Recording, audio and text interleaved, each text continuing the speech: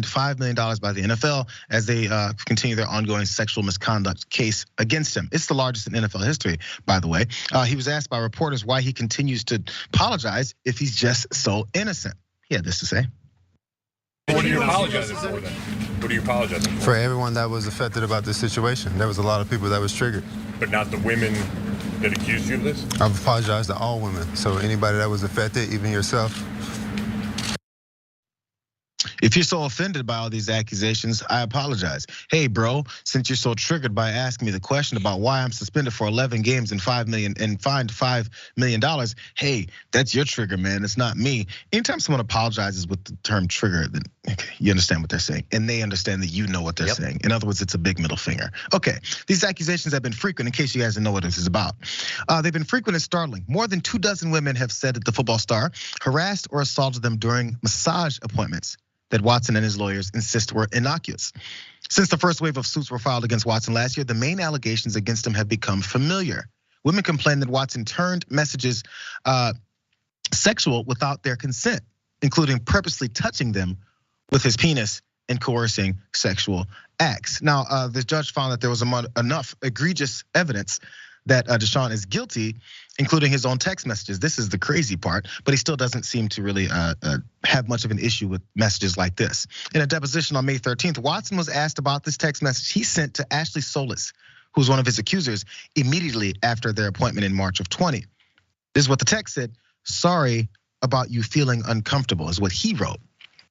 Watson acknowledged that Solis was teary-eyed at the end of their session, but testified under oath that he still does not understand why.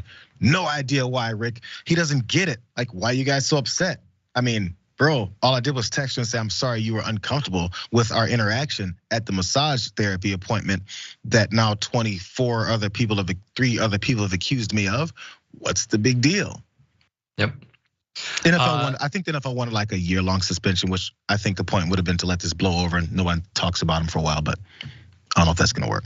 Sorry, go ahead. So they're not getting what they wanted, but I will say the NFL has a long history of not caring about women. Okay, this is prevalent. Many people will point to Ray Rice and Janae Palmer in the Atlantic City elevator.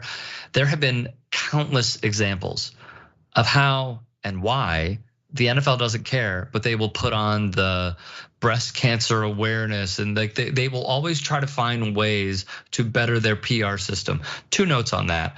The first is they wanted a year-long suspension. He's getting 11 games. I personally believe a year is light for 2 reasons. The first is his $230 million guarantee is pretty much untouched. I believe it's 229.5 now that he's getting fully guaranteed. The other part about this is, do you know the game that is going to mark his return and why this was 11? Oh. Take a wild guess. It might be against the Texans? It's against the Houston Texans. So look, man, I have covered this story a lot. I think Deshaun Watson got off fairly light. I think Jimmy Haslam saying everybody deserves second chances. I understand. I think people do deserve second chances, but he had his chance to stop, in my view, in my opinion, after the first woman, after the second woman. He has settled all but one of these lawsuits. Do I think he's learned from this? No, I don't. And also, you have an owner in Jimmy Haslam who previously, with his companies, evaded the stiffest of penalties, paid like millions of dollars in fines to the DOJ for what he did, and he hasn't learned his lesson. This is the face of the franchise. They are continuing to dig their own hole, and the divisive rhetoric of Deshaun Watson, not that he has to, but simply changing his story over and over and over again and lying to our faces is grotesque, and it's something I will never go along with. Because we'll see. Time will tell. Because maybe that's all he has to do, and he's like, I'm gonna keep it as low as much accountability as possible at a lowest level. Because there was also one accuser that didn't go with the settlement. She says she wants more. She wants him to have some actual accountability and actually apologize and own up to what he did. She's like, nope, not me. So 23 out of the 24 have settled. She has a piece in Daily Beast. You can read up on it more. When I have time to go through her quote, it's a very good one. But she had a whole piece there. Thank you, Rick, for joining us on The Watch. Just to wrap up the week, Friday's done. I'm gonna be up on the Young Turks later at 4 o'clock Pacific for the second hour. I'll be joining Cenk and also Ben Glebe. Thank you guys for being here as well on a Friday. Hope you guys have a fabulous weekend. But you do get to go over to the Damage Report just next and check them out for a Friday show. We'll see you guys on Monday.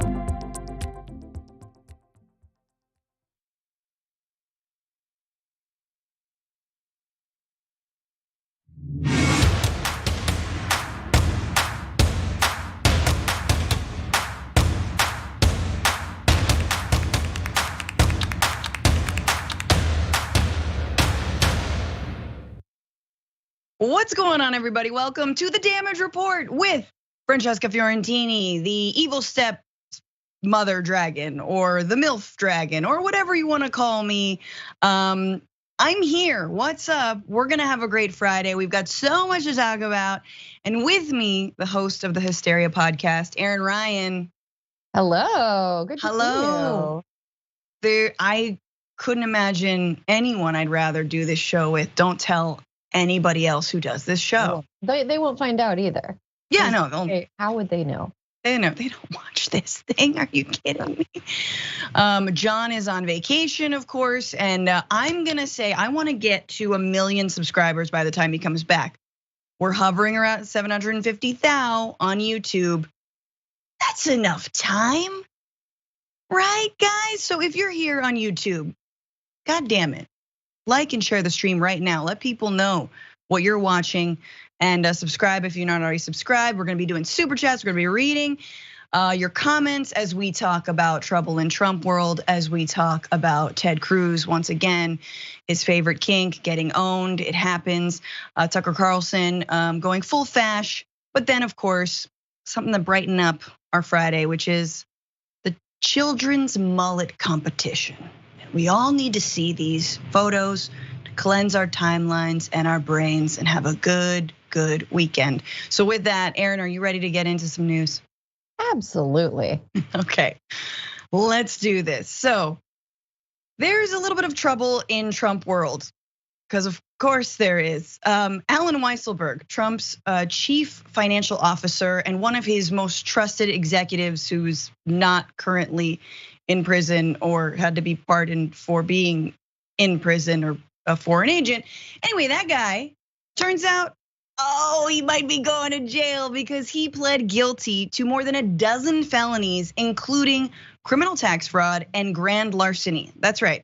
So prosecutors are charging the Trump organization, again, he was the head of, and Weisselberg in July 2021 with scheming to defraud tax fraud and falsifying business records for awarding off the books perks to senior executives. Weisselberg was accused of concealing and avoiding taxes on $1.76 million of income.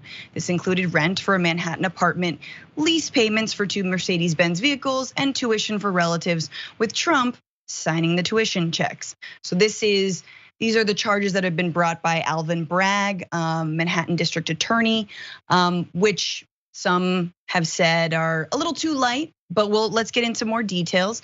So under this plea deal, Weisselberg has to pay $2 million in taxes.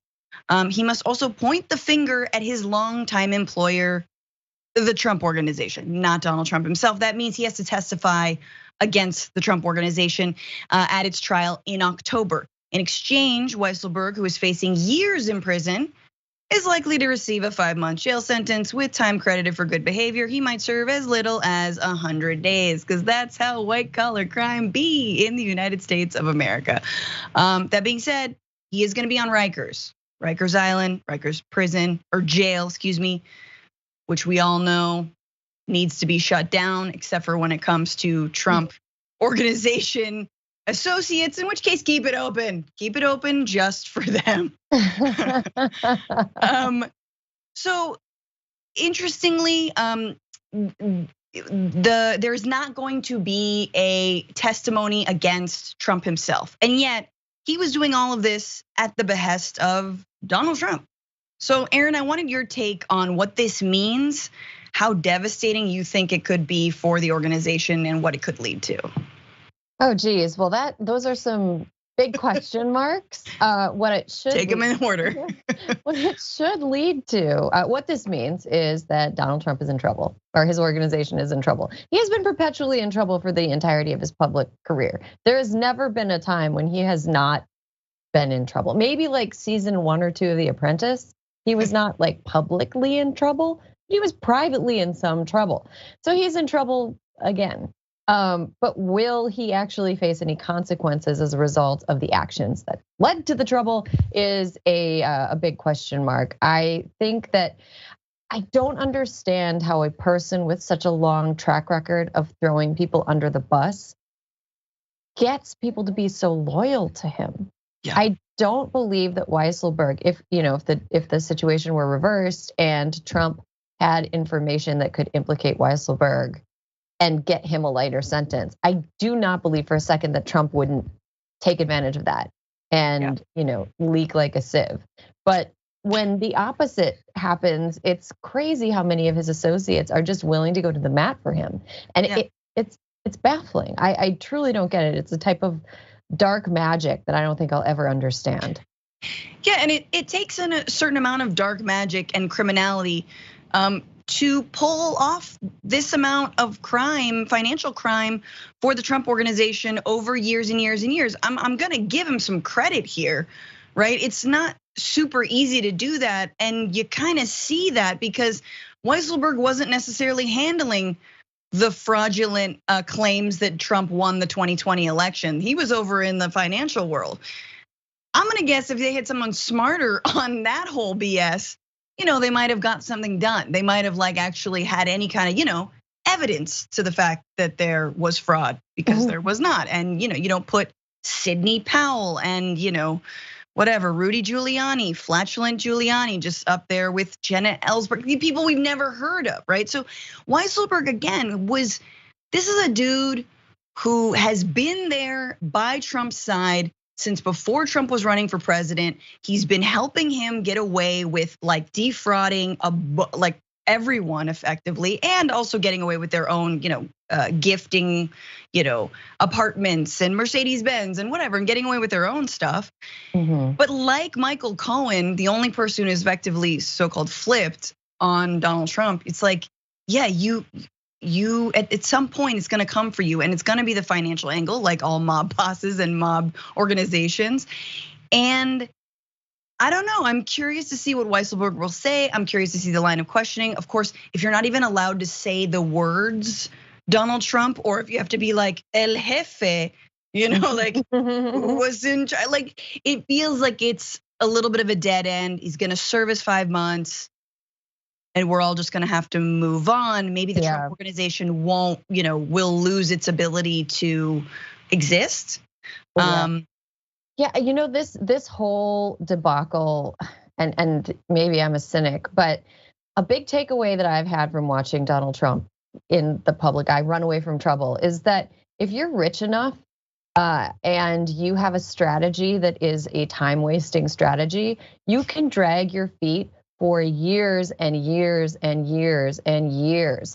Some of these crimes that we're talking about Weisselberg being involved in happened a long time ago. And you can just gum up the courts. You can slow things down. You can have lawyers that are willing to throw all the spaghetti at the refrigerator, so to speak. And you can slow it down enough that you basically outlive justice.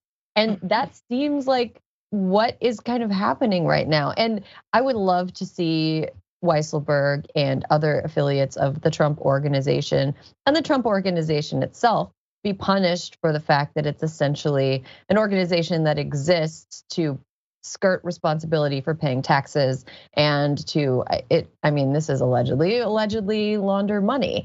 Right.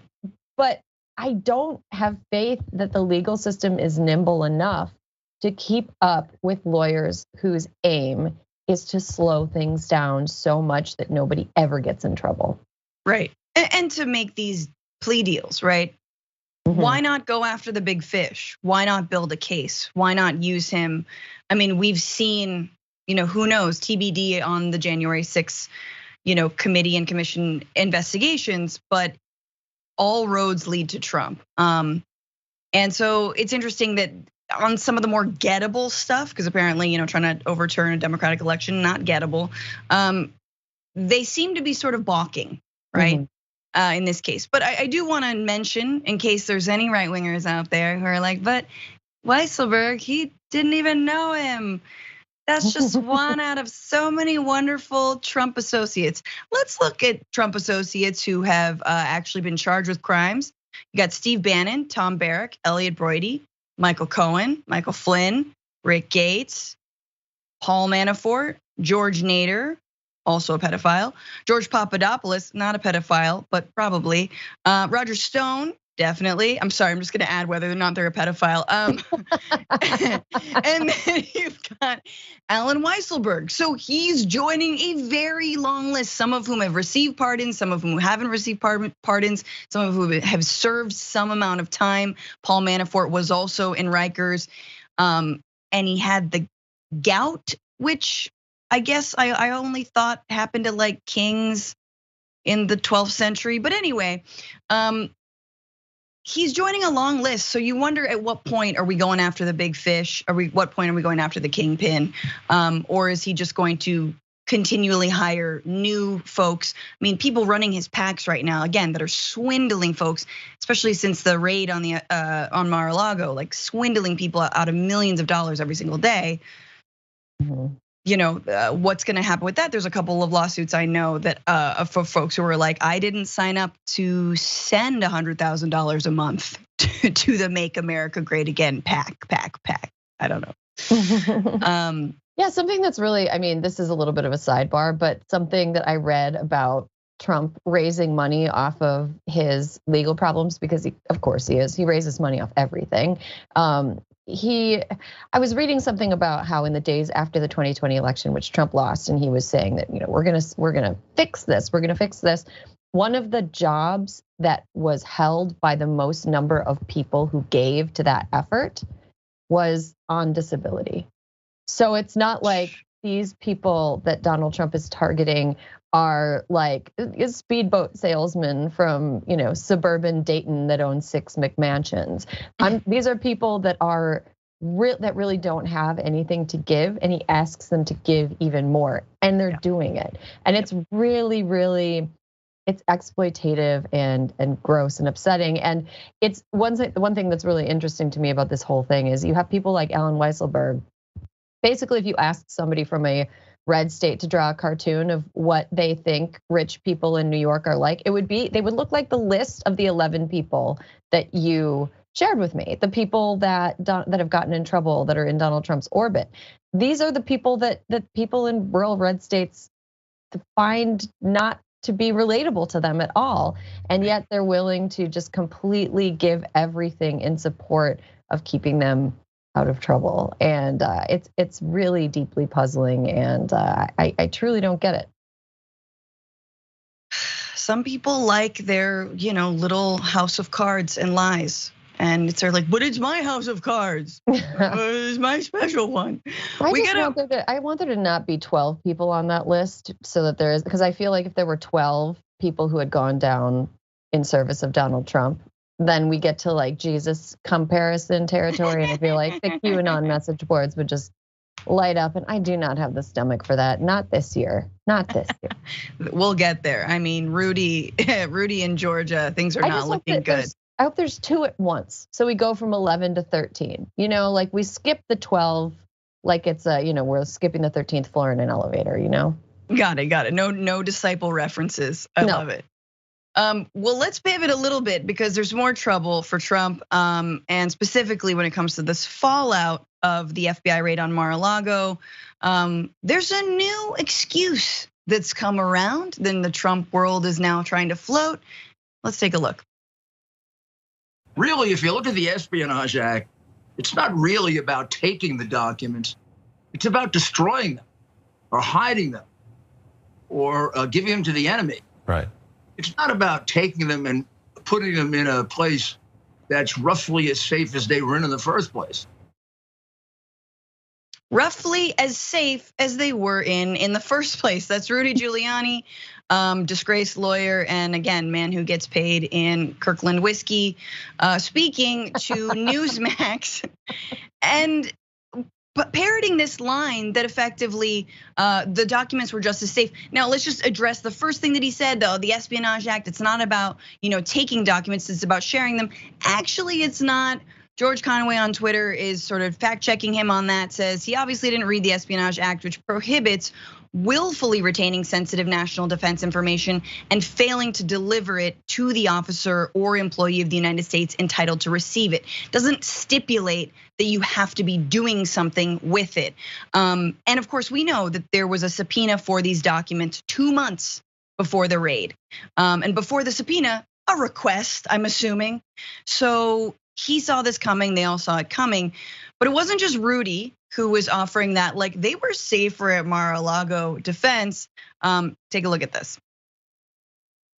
Was there a limited number of people who had access to that storage room? It seems like a pretty important room, right? Since they've made such a big deal of it and have the lock on it and so forth. So were there a limited number of people who could go in and out? Yes, absolutely. Or have access to certainly it? Mar-a-Lago, Certainly, Mar-a-Lago is secure in and of itself. Just getting onto the compound is hard. And then it was a locked door, and getting, back down into the basement, there's security. You can't just walk down there. Only certain members of staff can get there, and then there's only one key. So yes, it's a very limited number of people that have access down there. And it was enough to where President Trump believed, or our team believed, that it was secure enough. They asked for one more lock, add another lock, which we did. And then for whatever reason, they decided that they still needed to raid the place. Yeah, there's just one key, and it's in a dog's mouth, and it's swinging there. And like in Pirates of the Caribbean, and there's a bunch of like dudes just like whistling, trying to get it over. That's exactly how I imagine it, and I feel like it's probably as safe as that. That's former Trump lawyer Christina Bobb explaining that there was only one key. It was super safe. In fact, the facility, the document facility, as described by News Nation, was a quote storage room off of an interior hallway near the pool with boxes everywhere, next to the chlorine and the floaties and all the things that you need by a pool. So Erin, what do you make of this? That like they were safe? God. Oh, gosh. It's such a ridiculous claim that it almost is a waste of energy to respond to it. I used to live in a building in New York City that had these downstairs storage lockers, and everybody had super hardcore padlocks on the storage lockers. People would put like bikes or holiday decorations and stuff. And in my building in New York, somebody broke in with bolt cutters. Pretty easy. A bunch of bikes got stolen. It happened over the course of like an hour one random afternoon. Like that was ostensibly, I mean, picking locks is something that people do all the time. Breaking and entering is something people do all the time. Who had the key? Who had the one key? Okay, there was one key. Who had it? Where was it? Like that, I feel like that's important information, because if it was in fact tied on the collar of a dog that was susceptible to being bribed with snacks, that's a different security issue than having it put in like a second safe that had like a fingerprint lock or something like that. No, it is incredibly vague. Like if you're going to be specific that this was better than, the actual National Archives security or the US government security, then get specific about what that security is versus what your security is, which again is a cartoon police officer blowing a feather up and down with his snoring as it jangles from his side. But also the National Archives, like Laura Ingraham, first of all, her questions, lack of follow-up questions is comically inept. I'm sure she knows what the National Archives are like. There is the case that holds the Constitution or a copy of the Declaration of Independence. They have a security system where if somebody were to break in, there's like really, really super thick glass. And if someone were to break in, the documents drop like into a vault. Like, I don't think a little storage room by a swimming pool had like that many layers of glass and some sort of fail safe in case somebody breaks in. And Laura Ingraham was just like, yeah, of course, one key, that's fine. That's fine. All right. It's ridiculous. It's like, thanks Laura, for clarifying. Come on, you didn't just fall off a turnip truck, Laura. You went to Dartmouth. Come on. But I think the fact that Fox News hosts routinely don't kind of tip their hand and show that they know how the world works is a real reflection of their low opinion of their viewers. They really think that their viewers are that uncultured. Well, and she asks sort of hard questions like, so who had the key, or there was one key, but then she just kind of like furrows her brow and moves along. I see. As I suspected, there is no answer. Okay, just for clarity, there are certain types of documents, especially the highly sensitive files that were sought at Mar-a-Lago, that require extremely rigorous security measures, more than a lock and limited access to certain members of staff. Some may even require what's known as a sensitive compartmented information facility, or a SCIF, which I don't know if that's what Erin's talking. I don't know if that's where the Declaration of Independence is. That's what drops down. It seems like maybe that's the next level up. But again, not all these documents were necessarily classified. They just did not belong at Mar-a-Lago. And I wanted to give you some context for how secure Mar-a-Lago is. Let's remember, not that secure. In fact, there have been a number of breaches. Here's one, late 2019, a Chinese tourist named Lu Jing wandered onto Mar-a-Lago to take pictures. She was arrested for trespassing, but was acquitted on the charge that after her lawyers pointed out that the club did not have a no trespassing sign and that the entrance she accessed wasn't guarded. Her trial revealed various details about security at Mar-a-Lago, including the location of several security cameras, the total size of the club's security staff, 13 guards, its apparent lack of a secure perimeter, and the fact that staffers maintain daily lists of members and approved guests on digital tablet devices. So you can imagine, you could probably mess with those. Another happens to be Chinese businesswoman, Yujing Zhang, entered Mar-a-Lago from the front, saying she was there for a charity event that she knew had been canceled. She was convicted of trespassing, although no espionage charges were brought against her, despite speculation that she was a foreign agent. Mike Tyson apparently got into Mar-a-Lago without identification, although look at him, it's Mike Tyson. Here's my favorite breach of security that happened at Mar-a-Lago. I'm sure there have been a lot, but one of the members, Richard DeGazio, posted a photo to Facebook identifying the Trump aide who carries the so-called nuclear football, the briefcase that serves as a mobile command center from which the president can launch a nuclear attack. Oh, here's his Facebook post. You guys remember this? And he's bestowing praise on the guy who carries the football. Hey, this is Rick, the nuclear football, also known as the atomic football. Dibba dibba dibba dibba da. Rick is the man. Sign off. Do we think Mar-a-Lago is a safe place? No. And also, you bring up an important point. Donald Trump is so thirsty to be famous and to hang out around famous people that you could have probably, if you were a foreign entity that wanted to spy in Mar-a-Lago, you could just probably pretend to give him some sort of entertainment award. Be like, here's an Emmy that they meant to give you for The Apprentice. We're sneaking it in. Why is the Emmy shaped like a small video camera? Don't worry about it. This is how Emmys look now. Why would he know what an Emmy looks like? He's never actually won one.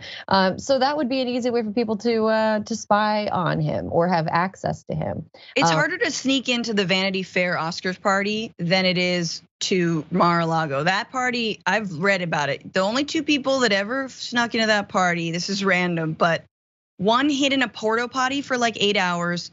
The other brought a pig that they said was Babe. And we're like, this is the Babe pig. And then they got let in. And I think that's fantastic. That's hilarious. I think they should be allowed to go to every single Vanity Fair Oscars party as a result of that. Yeah, meanwhile, you could bring like an ostrich into Mar-a-Lago and be like, hey, it's the pig from Babe. And they'd be like, oh, okay, looks a little different. Come right in. Sure, camera adds 10 pounds. Wow, you look great, pig from Babe. Yeah, it also is really funny the fact that somebody broke into Mar-a-Lago and was like, there wasn't a no trespassing sign. It kind of reminds me of the way that the president and a lot of people in his orbit try to conduct themselves with like Air Bud rules. Like, well, there's no rule a dog can't play basketball. Like, oh, there's no rule that the state legislators can't overturn the results of the elections. It's really astounding. I would say Air Bud level legal analysis there. Yes, let's make some new laws. Put up no trespassing and don't sell those documents if he already has. He's definitely sold. Do make a rule that dogs aren't allowed to access classified documents, because otherwise that would be the next move. We would have like a bunch of golden receivers going into Mar-a-Lago and sniffing out nuclear secrets, which oh, Bud swallowed those a long time ago. Oh no, Spy Bud. Spy Bud swallowed those. Oh, he's got them. He's got goggles on. That's how you know it's safe. Anyway, we have to take a break. Our first break, but a lot more news. Stay tuned after this. Oh, Francesca doesn't have her document open.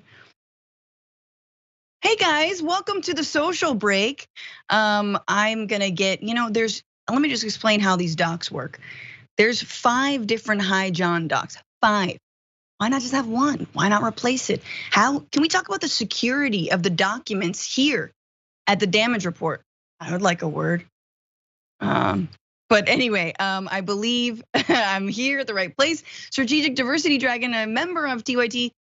Francesca, if you want 1 million subs, just debate Steven Crowder. No. Yes, but no. It's a good one though, maybe. John has to do that, obviously, but I think this crowd would be far too scared. ER Phil says, Franny Fio Friday, come for the children's mullets, stay for the chitty churros. Wow, that is a reference to my cat. The fact that I feed her churros live on the Twitchuation Room, which is Wednesdays, 1 p.m. Pacific on Twitch. Let's see, Mickey C, the Silver Hair Dragon. Rikers was a horrendous hellhole decades ago and no improvements have been made. Even so, I expect Weisselberg to get the best cell in the best area under the best protection. Oh yeah, and then let out early because it's like, well, there's still a pandemic. Like, okay. Eric the Red, it feels like if Trump ever does get a sentence, he'll get off for being old and decrepit. Maybe he'll die under house arrest like Pinochet. Like, oh, he's so old. Yeah, he disappeared 30,000 people, but think of his family. Travel Nurse Dragon, Francesca, I need to know the colors in your nursery so I can get to work on an Afghan with a photo of this beautiful crocheted blanket, which I guess is an Afghan. I'm not really versed on that. That's so sweet. It's all black. It's just black. Everything is dark. No, I'm kidding. It's like a slate gray. There's like blues and grays, and it's pretty. And it's hot in there, and there's traffic noises. Anywho, let's see. Thank you so much for Progressive Canuck gifting 10 Damage Report memberships. That's so sweet. You guys know that with a Damage Report membership, you get access to a whole bunch of things. But the only thing that I remember is you get access to the top 10 lists, which John and I do on Mondays, which there's tons we've done. There's a whole backlog, and so you're welcome in advance. Kevin Bard, thank you for your super chat. Alan Weisselberg was a guest judge on season 2 of The Apprentice. Speaking of what Erin was saying, for the dog business challenge in Central Park. Guess who's in the doghouse now? I love it. Angry Little Nobody, thank you for your super chat. Angry Little Dragon here, not this Hysteria crossover. Let's get Alyssa over here too. My ladies are looking beautiful and working on a Friday morning. Do you think Trump could actually be jailed? Yes, but he could still run for president. Like it's amazing that even in one of the like sections that he could have violated in terms of like federal law, that like it still doesn't preclude him from running for office again, which is insane. To be honest, Kide Wojarvi says, Kide Wojarvi, to be honest, a good mechanical lock is often miles better than a fingerprint lock. Glory to the lock pickers. Oh, I did watch a thing about the guy who picked Prince's lock, which I feel like is a violation, but he did find really dope, like never released music, so that was cool. Anyway, more after this. Yeah.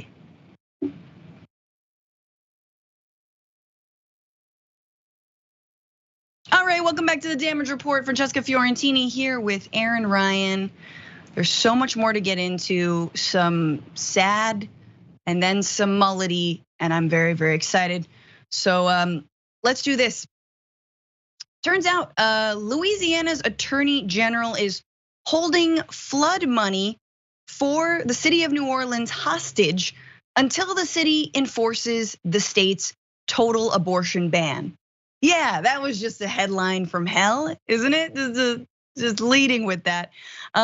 Louisiana Attorney General Jeff Landry successfully urged the Louisiana Bond Commission on Thursday to delay $39 million of future credit for New Orleans sewerage and water board, which the city needs for its flood response, until the city officials agree to enforce the state's abortion ban, which is awful.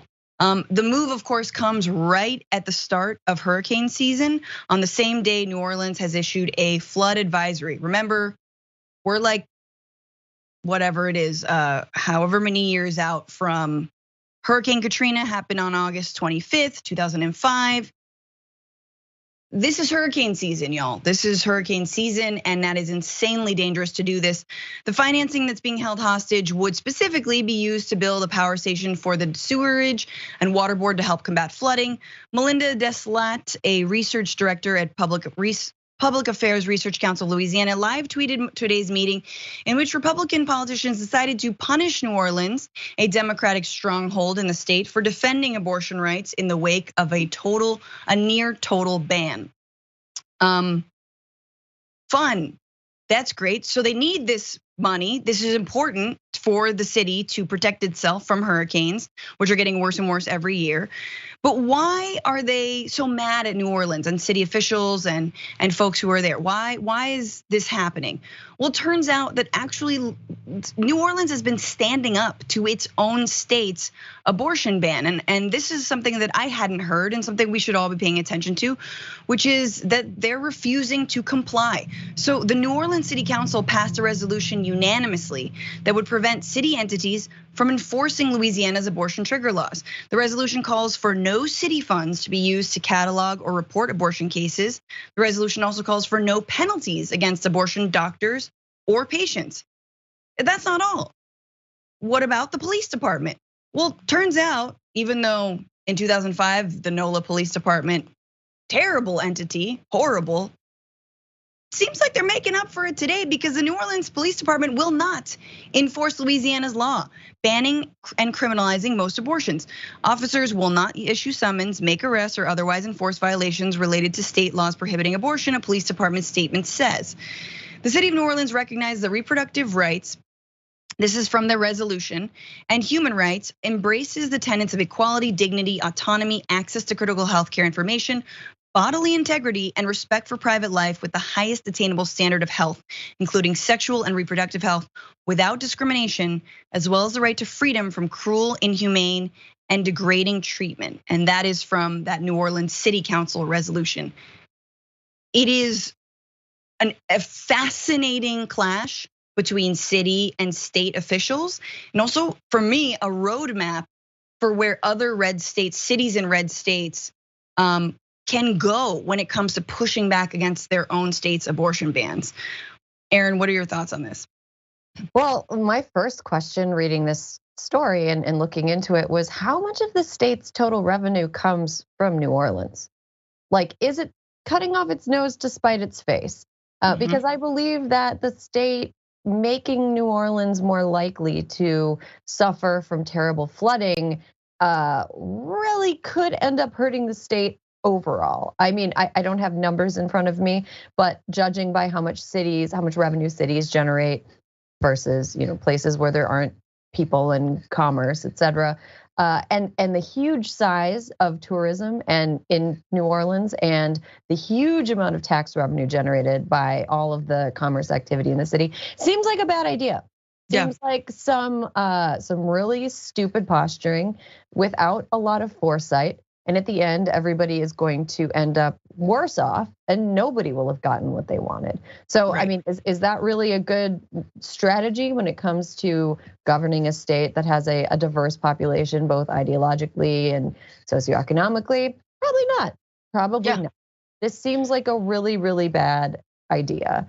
And it sort of reminds me of, sometimes you see, red state chatter about how terrible California is and how California should secede and become its own country. It's like, okay, you want to know what that would look like? Yeah. Okay.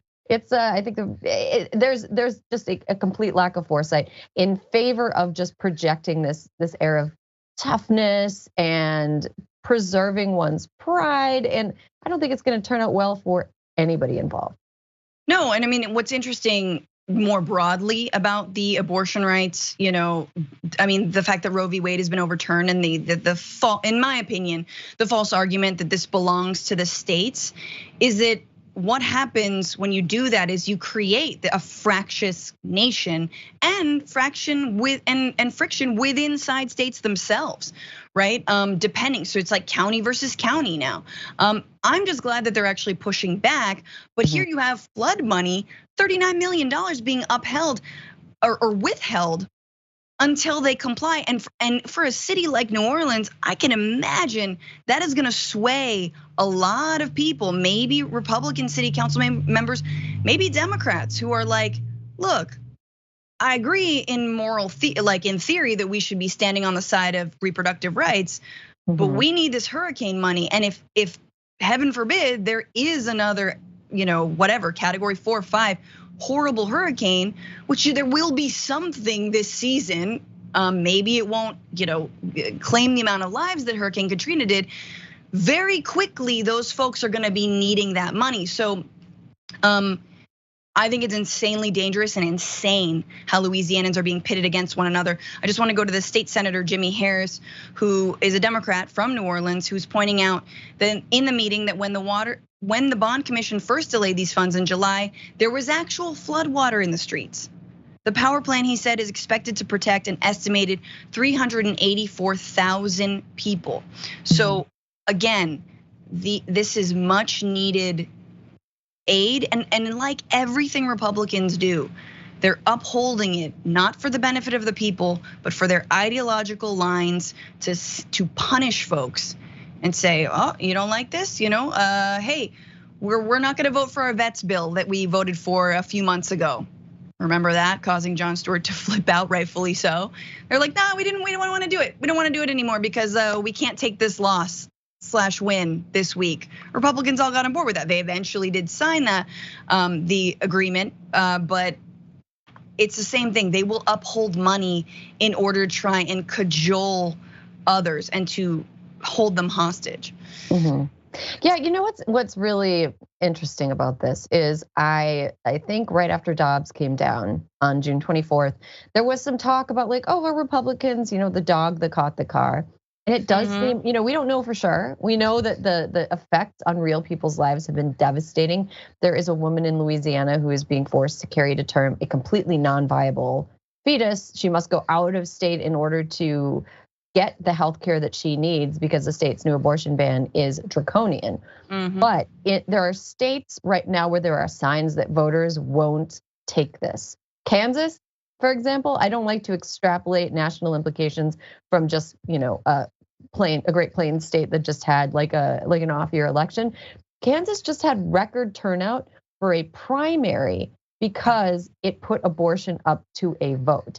And people in Kansas weren't cool with that. Kind of preliminary data we have on voter registration in other states that are purple to leaning red, like Wisconsin and Michigan, are showing women are out registering men to vote in those states. In places where abortion is not on the ballot, it's about even keel. So I think that in places like Louisiana, the immediate harm that is done to the people that live in Louisiana cannot be understated. But the long-term harm that Republicans and conservatives are doing to their aspirations of holding on to power, I feel like that's something that's coming down the pike. And when it gets here, they're not gonna like it. Absolutely. I mean, this is insane. You've got a woman who's got an unviable fetus. She can't get an abortion. What happens if she dies in a flood then? This is the same kind of, we're putting her at risk anyway. Right. We're putting all the people, everyone at risk. What's more pro-life than drowning a pregnant woman, Hey, just to prove a point. Yeah. Republicans will go there. Exactly. All right, well, let's take our second break. Way more to get to. After this, BRB.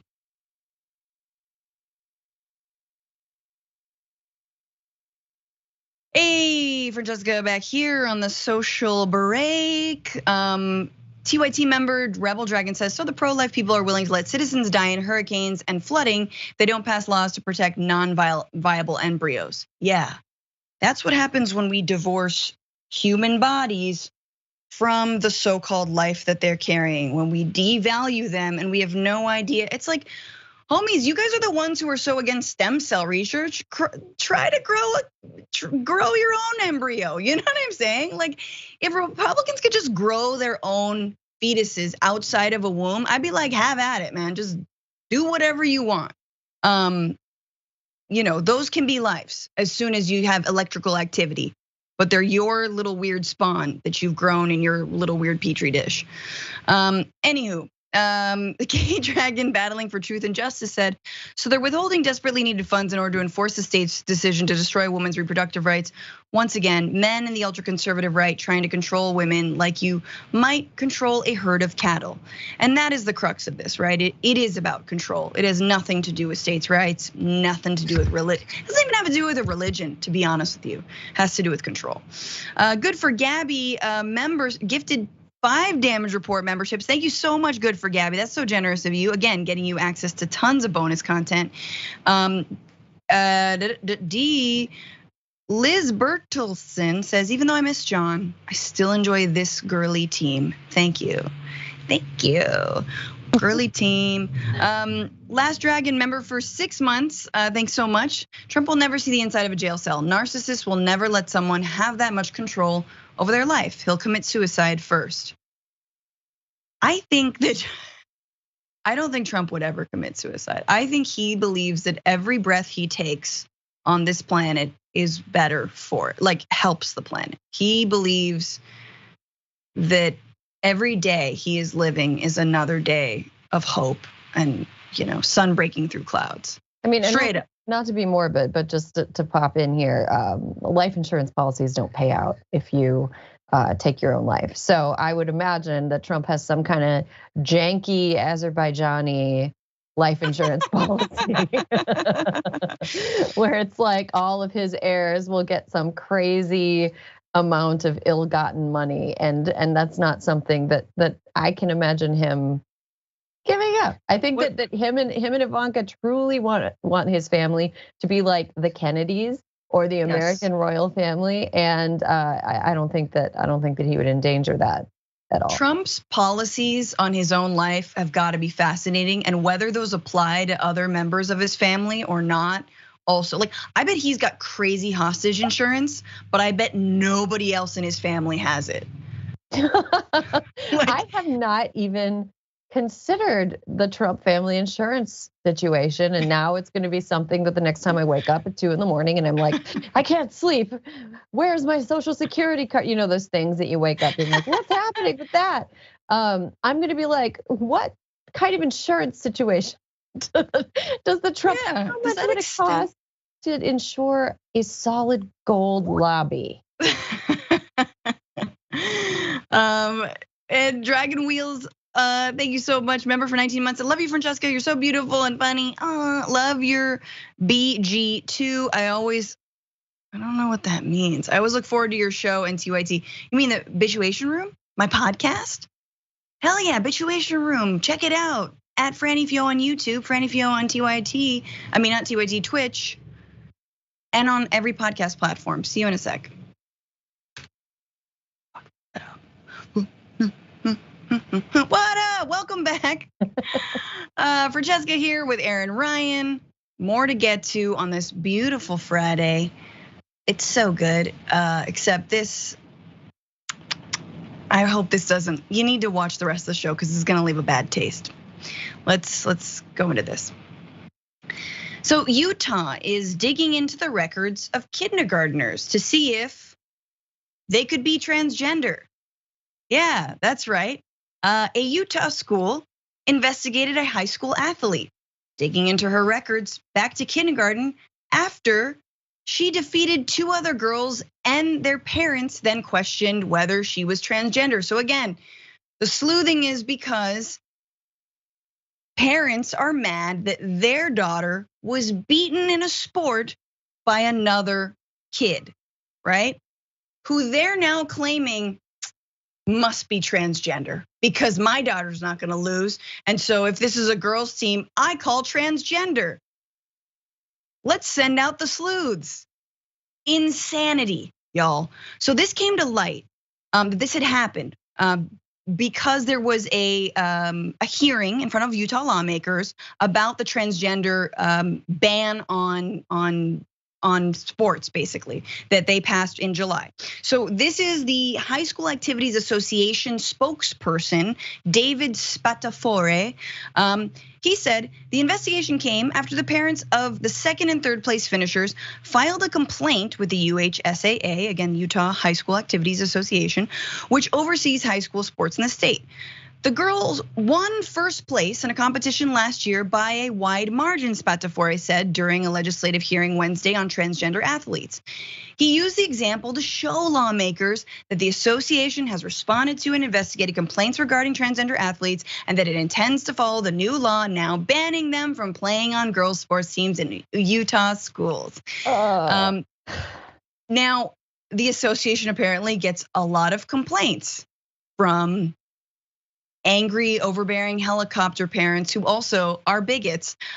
They get complaints, this is according to Spatafore, when, quote, an athlete doesn't look feminine enough, adding that it looks into each one. In this case, the school did an initial review of the winning student's high school record and saw she was registered as a female student.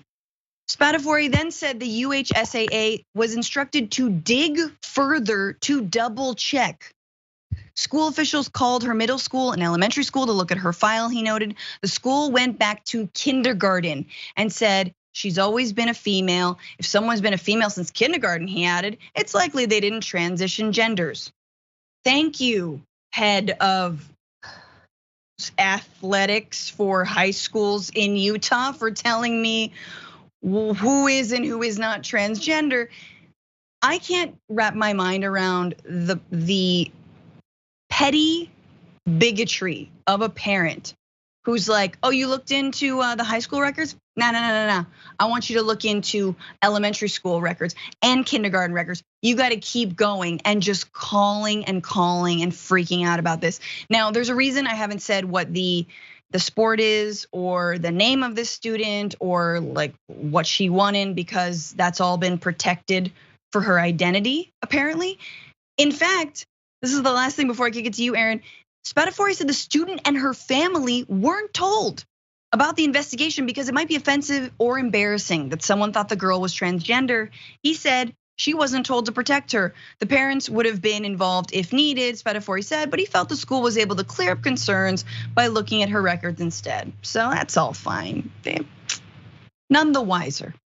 Oh my God. They are so creepy, Francesca. Like, I can think of nothing, there is no word to better describe this sort of investigation, the type of entitlement the parents felt to inquire about a kid's genitals. Because if this girl won a high school competition, she's a child, she's legally a child. So they are so obsessed with a child's genitals that they required multiple school staffs to investigate what those genitalia were. Like, good Lord, incredibly creepy. Also, it speaks to a complete provincialism by the parents, because here's the thing, super great athletes seem superhuman to compete against. There was a girl, I'm from a really small town in northern Wisconsin, and there was a girl in a rival high school. Who was like, she ended up being on the US hockey team, the US women's hockey. Oh wow, nice. 3 times. And nicest person in the world. She went out for cross country, waxed everybody her freshman year. She was just so much better than everybody else. In basketball, whenever I had to guard her, it was like, well, great, I'm gonna get my butt kicked. Like, she was so much better at all the sports than everybody. Great athletes really leave people in the dust, and like gender and their sexual identity has nothing to do with it. And I hate to break it to these parents and to anybody who would look at a great female athlete as somehow suspicious. I hate to break it to you, but that's what great athletes are. They're that much better than regular people. And I'm sorry that your daughters had to learn that they were normal in such a disturbing way, but sometimes you're just normal and some people are exceptional compared to you. And that's just, them's the breaks, It's so true, and it points to the hypocrisy. Let's set aside how heinous it is to prevent transgender students and youth in Utah, of which there seem to be 4 Yeah. 4 students who are trans and would like to play on the teams of their gender identity. But the fact is that this is all under the guise of we got to protect women's sports, when you've got in practice parents who are like, nah, girls aren't that good. That can't be a girl. That's gotta be a guy. You love women's sports. None of these people would go to a WNBA game. They do not care about women's sports. Women's sports can be extremely exciting to watch. I love the NCAA tournament, the women's tournament. It's so fun. High level women's soccer, so fun. I have extreme doubts that these people are lining up to buy Angel City FC season tickets. They don't care about women's sports. They care about enforcing bigotry on people who just want to play. Yes, and just a little more context about this. So the governor of Utah actually vetoed the trans ban on student athletes when it came up, and it was overridden by the state legislature. And he said in response to this incident and this investigation, he said, "My goodness, we are living in a world where we become sore losers and we're looking for any reason why our kid lost. I have a real problem with that story. I just wish we could be a little more thoughtful in life and a little less critical of other people." And I kind of echoes, this is Governor Cox. It echoes his sentiment. And look, I'm sure he's probably Mormon. He probably doesn't believe in reproductive choice. He probably, all the things, we probably disagree on everything. But on this issue, it seems like he's leading with, I think, what we all need to lead with, which is our hearts and our empathy. So when that veto came down, he said something really honest and sort of echoes his sentiment that he just said recently. He says, "I must admit, I'm not an expert on transgenderism. I struggle to understand so much of it, and the science is conflicting. When in doubt, however, I always try to err on the side of kindness, mercy, and compassion," he wrote. "I don't understand what they're going through or why they feel the way they do, but I want them to live." If you take nothing away from any debate on whether trans people should be able to play on the teams of their gender identity, or whether they should have, I don't know, basic civil rights, or right now gender affirming care that's being vilified, just focus on that. You don't understand what they're going through. You don't know what it's like.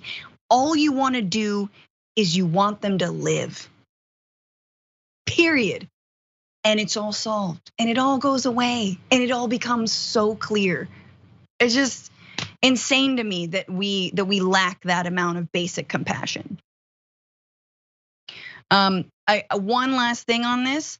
I did mention there was only a few transgender athletes who are in the state of Utah, but they are currently challenging the transgender ban.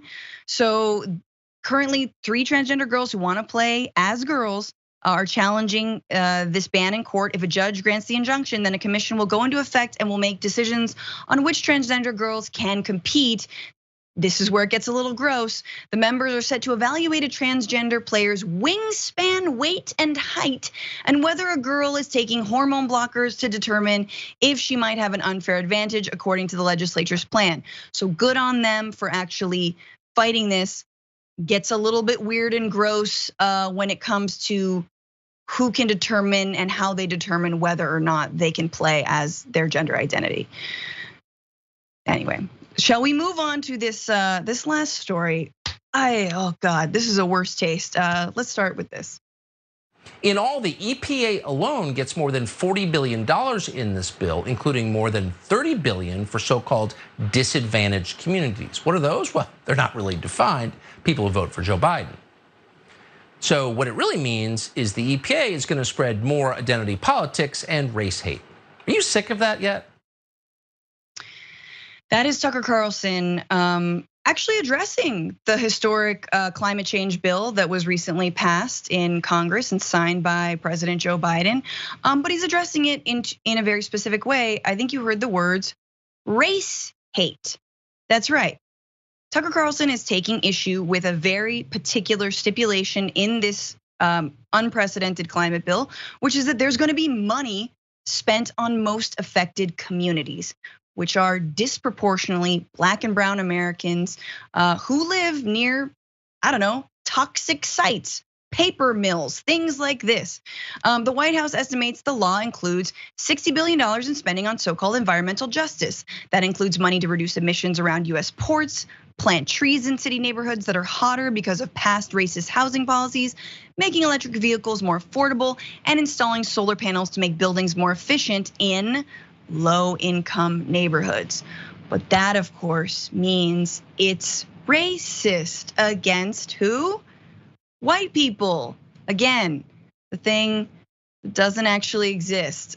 So that is Tucker Carlson literally saying race hate, and it gets a little bit worse. Let's watch the rest of that clip. The total annual budget of the EPA currently stands at about $10 billion. So this is a lot of money flowing to equity and the disadvantaged. And of course, everything hangs on definition. So who gets to define what disadvantaged is, a disadvantaged community? Well, that would be the EPA's administrator, a guy called Michael Regan. This is a guy who's in his late 40s who has never had an actual job in his life. He's never worked for real business of any kind. But he does have priorities, and to give you some sense of what they are, we'll tell you what he told The Daily Show this year, and we're quoting. Everything I do at EPA is through the lens of environmental justice. Contracting, procurement, air quality, water quality, land management starts with, are we protecting the least among us, those who have lacked political representation and those who have not been at the table for decades, end quote. So really, this is about spreading race hate, as virtually everything they do is. They call it equity. It's not about protecting the environment. Again, race hate, straight up saying it. By the way, Michael Regan, current EPA head, is a black man, and he was the head of North Carolina's Department of Environmental Quality. He has had a job before, you racist POS. Erin, I wanna kick it to you, this idea that equity is racist. Okay, so once again, the little Lord Fauntleroy of a fish sticks fortune is speaking in a way that is sort of misleading. So, I mean, here's the thing.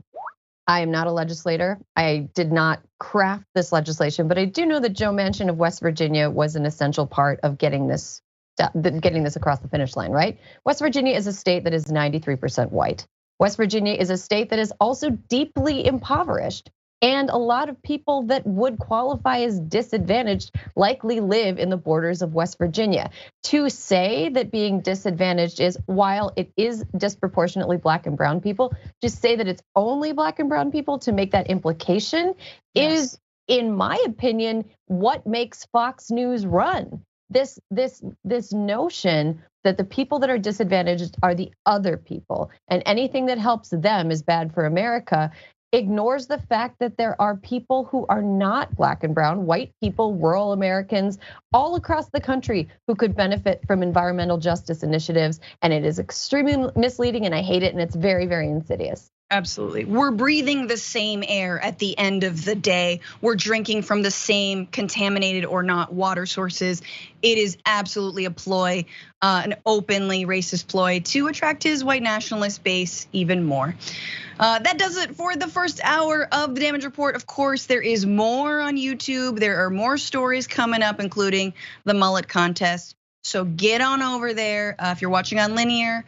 See you there, and yeah, thanks.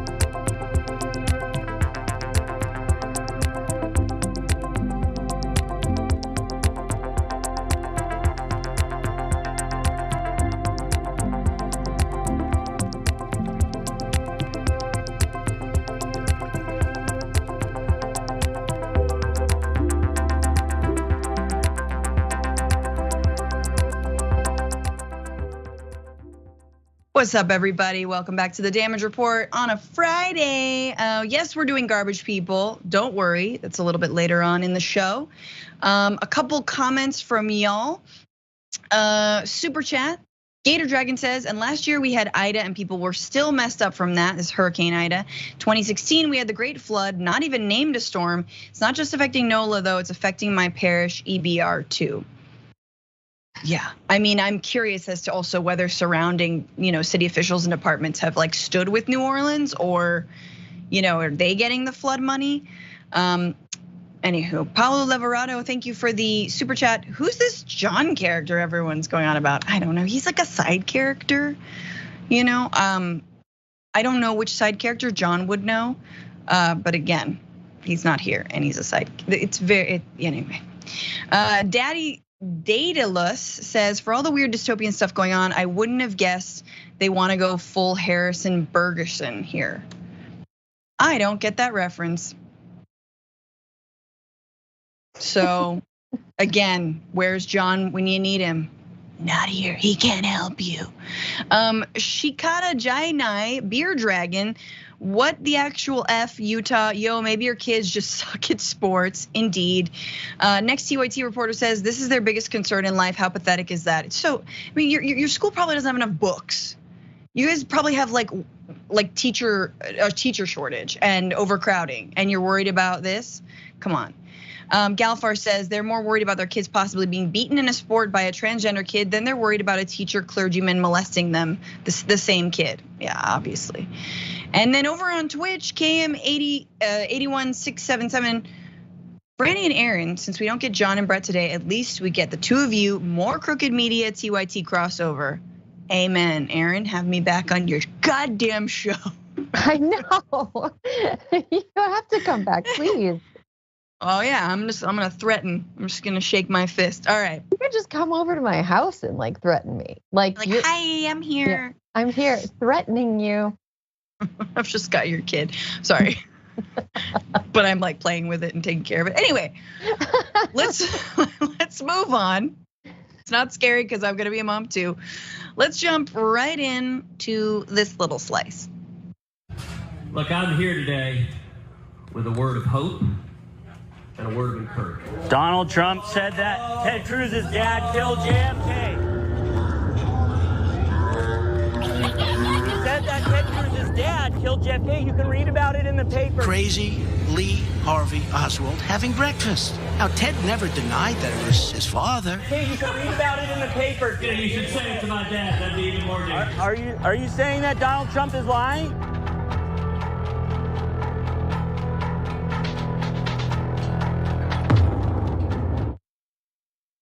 But are you saying that Donald Trump is lying? Because I kind of want to know the answer to that. That is a member of the prank group, The Good Liars, trolling Ted Cruz about an old, basically Donald Trump invented conspiracy theory that his dad killed JFK. And he is holding a copy of the National Enquirer. Now remember, the National Enquirer matters in the Trump world because Trump and what I believe his name is Daniel Pecker, used to be very good friends. And David Pecker, excuse me, sorry, David, UPOS. They used to be homies, right? And there was like sort of a, hey, keep my name out of your tabloids and put Salma Hayek in there if she doesn't go on a date with me. Remember that horrible story that we've forgotten? So here he is, he's pretending to be a Trump fan, and bringing up some receipts like the cover of the National Enquirer. And it's so fun to see Ted Cruz, just all the life just drain from his face. And he doesn't actually know what to say. I don't think he knows whether to call Donald Trump a liar. I don't even know what their relationship is, Erin. I mean, we can go back into the things that Trump has said about Ted Cruz, but I've never seen a more like, I'll scratch your back and then you can just, never look at me in the face ever again. Like that's the relationship that they have. The relationship is, I'll scratch your back, you call my wife ugly. Yeah. It's sort of like I don't understand the dynamic, but I think that you implied earlier that Ted Cruz seems to have just like an attention kink. Anytime anybody's paying attention to him, he's like got extreme search his own name on Twitter energy. Yes. And he's actually been caught searching his own name during like official Senate proceedings as well. So we know that he does that. We know that he cares more about people paying attention to him than anything. It is so baffling to me that he has been a senator for as long as he has. He's about as appealing as like armpit razor burn. Like there's nothing about him that is like warm or sincere seeming. It's just like, get him out of here. So, he didn't know what to say. But that's never really impacted him in the past. Those photos of him kind of galumping through an airport with his roller suitcase, wearing a Texas themed face mask, shaming his way back from Cancun is like, that didn't sink him. So I can't imagine what would. But I do think, do you disagree with Donald Trump is a very funny troll for him?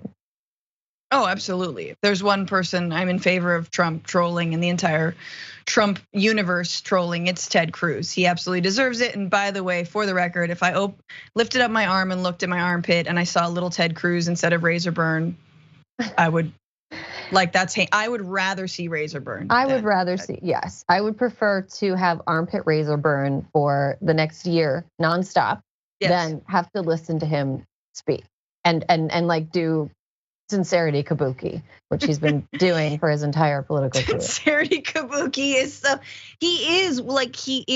I've always talked about him as like being sort of like an overacting elementary school drama kid. Yes. Who's just doing way too much at all times. Have you ever worked in food service, Francesca?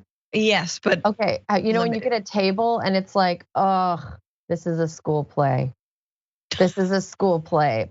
And it's gonna be a really annoying table. It's like that, yes. Like they're performing for you and you're just like, And it's like, okay, it was opening night to Bye Bye Birdie, but I am not at your energy level right now and I need you to stop. I was a terrible server. I was the worst. But anyway, back to Ted Cruz. As if we needed to bring the receipts, but as Erin alluded to, Trump said some really terrible things about him. First thing from 2016, this guy, Ted Cruz, is the single biggest liar I've ever dealt with in my life. I mean it, he will lie about anything. I've met much tougher people than Ted Cruz. He's like a baby, he's like a little baby, soft, weak little baby by comparison. But for lying, he's the best I've ever seen. A guy like Ted Cruz, he has no clue. He's never employed anybody. He's a nasty, nasty guy, a nasty baby, lying baby, a baby who can talk. He's like the boss baby, but he's never been a boss. I'm the boss baby. What about, when he did talk about his wife, this was in also March, which is when the National Enquirer, that dropped in March as well. Trump did everything to try and take down Ted Cruz because he was his like number one another front runner. I mean, he superseded Jeb Bush, obviously, because that's very easy to do. But this is what Trump was tweeting. Wow, Senator Ted Cruz, that's some low level ad you use. You did using a picture. Melania, oh God, it was hard back then. Using a picture Melania in a GQ shoot. Be careful or I will spill the beans on your wife. Okay, sure. And then of course, cut to Trump winning the primary and Ted Cruz having to make some calls. Never not going to be the best image. I think of one of the top 5 of my lifetime, Ted Cruz making phone calls for Donald Trump. I'm glad that the good liars are not letting him forget that Donald Trump has always hated him, has tried to take him down, has made up rumors about him and his family time and time again. And yet he's still seeking the MAGA vote and he's never gonna get it, no matter how much he acts. Anywho, let's move on to this, of course, very, very critical story. Everyone needs to know about this. One of the most important contests that is happening, honestly, around the country is the mullet championships. That's right. Voting is underway for the kids division of the USA Mullet Championships. This year's child contestants, I can read the things that have been written for me. This year's contestants are something to behold. Just they're over my shoulder, and I'm far less interesting than they are. So here we have Rustin from Pocahontas, Arkansas. Rustin Alphin. By the way, the names are also almost as good. Rustin looks like he's, I don't know, 3. Just bedhead and a beautiful mane. I mean, some really gorgeous. So cute. I mean, like I don't want to speculate about the rest of the life that he lives, but he's so cute. What a luscious set of hair. Would he be cute without the mullet though, Erin? Absolutely, no, he's just a cute little kid. He's a cute little kid. And I bet he's really proud of. I hope people don't make fun of him for his mullet. Because these kids, like, it's not their decisions, like. That kid is not, but what about William? Yeah. Look at William Dale Ramsey next to him. Let's not forget about William with the glasses. Sunglasses is working for him. And by the way, that is an American flag on the side of his head. Okay, that's really advanced. You know what though? You know how like fashion is cyclical and it always comes back, whatever. I feel like we're at a point where the tail of fashion has intersected with the front lines of fashion, because a lot of those mullets I think would be totally at home in a bar in like Brooklyn. Honestly. Oh, absolutely. If I saw like a bartender in like Bushwick wearing a mullet with an American flag shaved in the side of his head, I'd be like, that guy's cool. Mm-hmm. Yes, working the bar at a hatchet throwing spot, which for some reason is really big in Brooklyn right now. An ironic hatchet throwing spot, because it's like they do the same things they do in the rest of the country, but just like with a detached air of like. Oh yeah, no, the mullet's ironic. Like, I'm definitely a Democratic voter, just so you know. Right, but in order for the irony to be maintained, you can never drive through Arkansas with that, because people will interpret the mullet in that. In the Arkansas context, people will take you very seriously. Yes, and I'm not trying to judge. I'm not trying to, look, from what I saw of the mullet championship, doesn't seem to be any kind of MAGA themes. No, nothing overtly political, but Landry over here very much showing off that he is in fact a patriot with a much, I would say, better American flag than William had earlier. Got a very cute smile, some freckles on it. And Emmett over here, Emmett Bailey, also getting the memo about the shades. I don't know if those are Oakleys or what kind they are. This kid feels like he's, a few years away from ranting in his car about, the drag queens, but who knows? Maybe the future of Emmett's future is brighter than that. I want to give these kids the benefit of the doubt, and I want to think. I think like Brock Higgins is he's a great American. What does that entail, though? What I think is that, okay, so like what I hope for these children, I hope first of all that they, they're so proud. This is their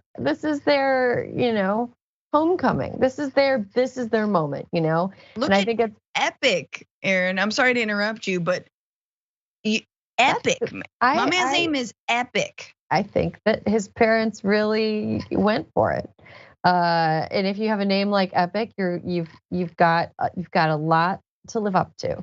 No, what I hope is that these kids, I hope that they have great places to live and they're comfortable and happy and everything. And then when they grow up, they're going to come home from college or they're going to come home from wherever they moved to, and they're going to show their friends that they brought home these pictures of them, and it is going to be the best day of their friends' lives to see. Yeah. Or like future girlfriends, future boyfriends coming home and being like, oh my God, yes, this is my friend in a mullet competition wearing like reflective, like Rude Dog and the Dweeb style shades. Remember that 80s cartoon, Rude Dog and the Dweeb? Well, anyway, that's the sort of shades that these kids are wearing. And it's going to I think it's going to be a source of joy in these kids' lives. I hope that it's joyful forever. And I really wish, if I have any friends or if I know anybody that's watching or listening, who was in a sort of hair-based competition, I need you to share those photos with me. Yes. ASAP, because that is a source of pure joy. And voting, by the way, ends today. If you guys are watching, mulletchamp.com to cast your vote. Please go there. And I have to say, I think Epic might deserve it. Maybe it's just the name, Eli, looking very, very slick himself. That's all I can say without it being weird, because these are children. Wait, is there a cat or dog? There should be a cat and dog division. Oh, definitely. That's because that's work. That's more on the groomer. Yes. Next year, mullet competition, if you're listening, there needs to be a cat and dog division. My poor cat. It would take a lot, many months, many months. All right, let's go into our final segments. It is time to take out the trash.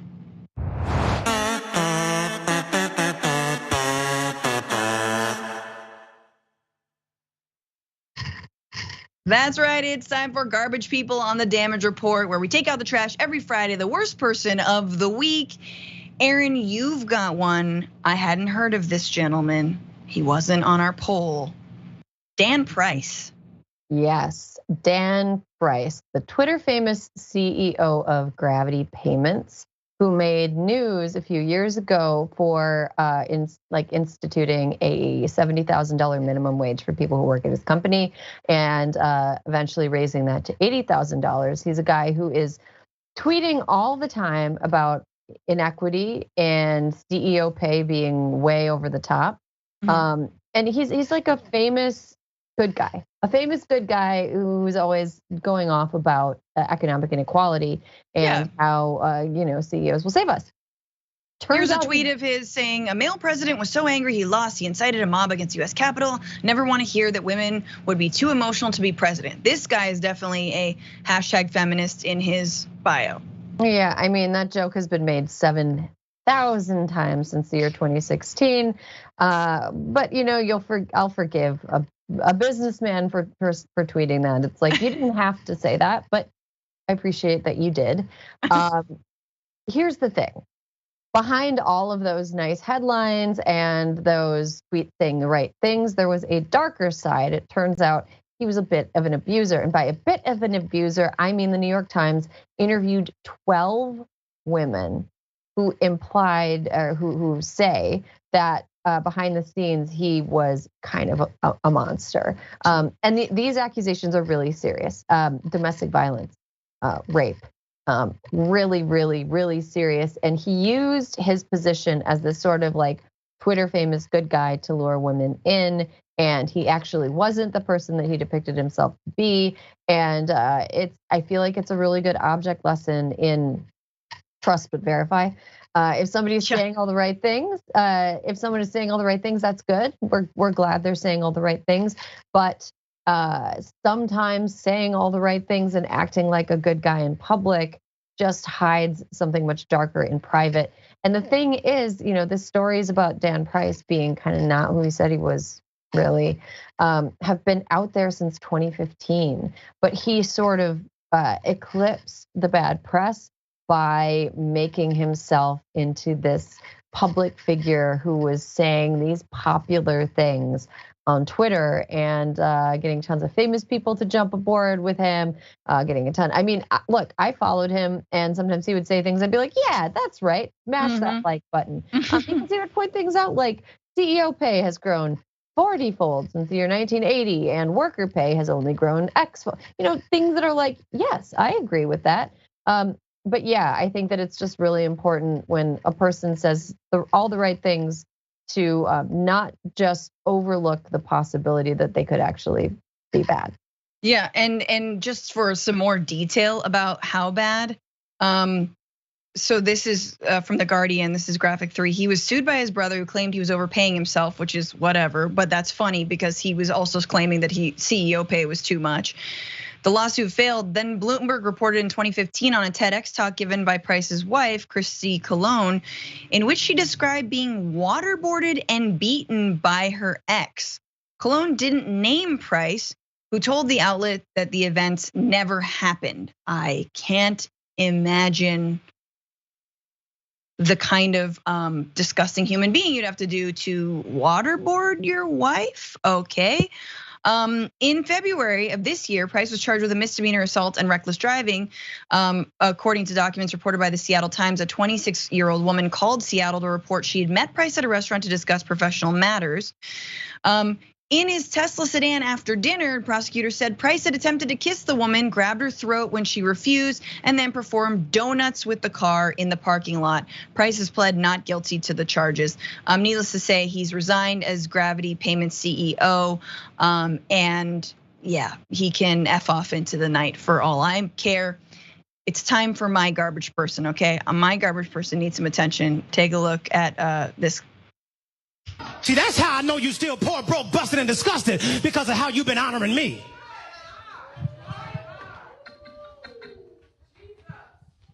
I'm not worth your McDonald's money. Come on. Come on. I'm not worth your Red Lobster money.